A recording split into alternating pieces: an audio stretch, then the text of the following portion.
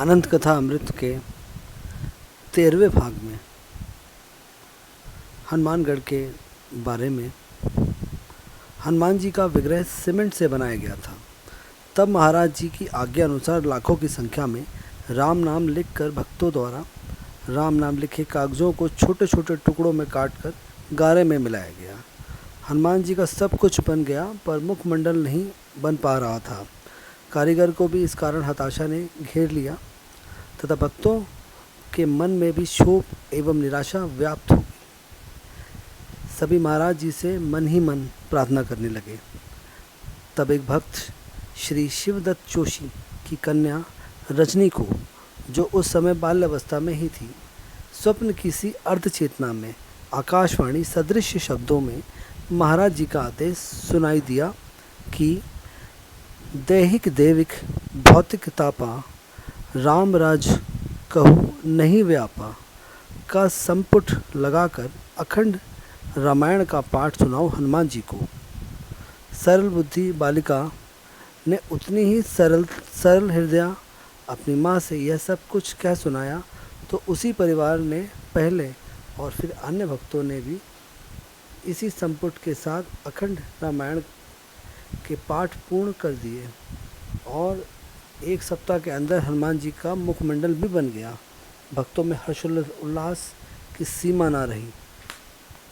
परंतु यह भी महाराज जी की ही एक लीला थी। वह तो जनता तथा भक्तों के अंतर में अपने सभी मंदिरों के प्रति इसी प्रकार की अनेक दैवी परिग्रहों के माध्यम से पूर्ण आस्था निष्ठा उत्पन्न करते रहते थे, जैसा अन्य मंदिरों के बारे में आगे वर्णित है। इस मंदिर हेतु बाबा जी द्वारा की गई अलौकिक लीलाओं में से कुछ संदर्भ इस प्रकार हैं। हनुमान विग्रह प्रतिष्ठा समारोह हेतु एक बृहद भंडारे की योजना बनी। तब गढ़ में बिजली ना थी, ना पानी की व्यवस्था थी, ना लकड़ी ना कोयले की। राशन घी तेल का ही भंडारण ना था और ना बर्तन भांडे ही थे। इन वस्तुओं के लाने हेतु समुचित मार्ग भी ना था। 3 दिन रह गए थे भंडारे को, परंतु इतनी मूसलाधार वर्षा होती रही रात दिन कि थमने का नाम नहीं। तो भक्त बाबा जी के साथ थे, यही सोचते रहे कि अब क्या होगा। शायद किसी को इस लाचारी को देखकर बाबा जी की शक्ति पर ही शंका हो चली। सुबह के समय वर्षा कुछ थमसी गई तो बाबा जी ने लोगों से कहा, जाओ बेकार बैठे हो यहाँ, नीचे सामान लेकर ट्रक खड़ा है, लाओ उसे। तब भक्तगण नीचे पहुँचे तो देखा वास्तव में प्रचुर मात्रा में समस्त प्रकार की सामग्री लिए ट्रक खड़ा है। अब समस्या हुई कि इतनी अधिक मात्रा की भारी सामग्री को बरसात के कारण और भी अधिक क्षतिग्रस्त एवं फिसलनदार हो चुकी बजरी की पगडंडी से ऊपर कैसे चढ़ाया जाएगा।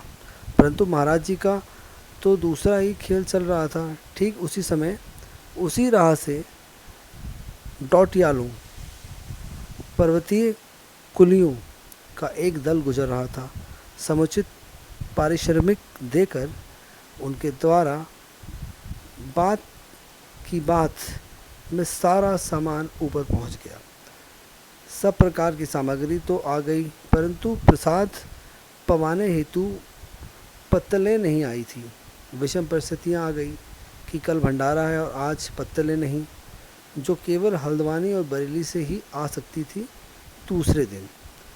तब पुनः ऐसी ही एक अद्भुत लीला के माध्यम से बाबा जी महाराज ने पत्तलें भी उपलब्ध करा दी। गढ़ के नीचे उसी समय सड़क पर जाते एक पत्तलों के व्यापारी से बाबा जी द्वारा संपन्न विचित्र सृजनात्मक लीलाओं ही थी। दोनों डोटियालों एवं पत्तलों के व्यापारी की ऐन वक्त पर गढ़ के नीचे उपस्थिति, घटनाक्रम में उपजी उक्त विकट समस्याओं का इतनी सहजता से संबद्ध निराकरण। आज के अध्याय में बस इतना ही।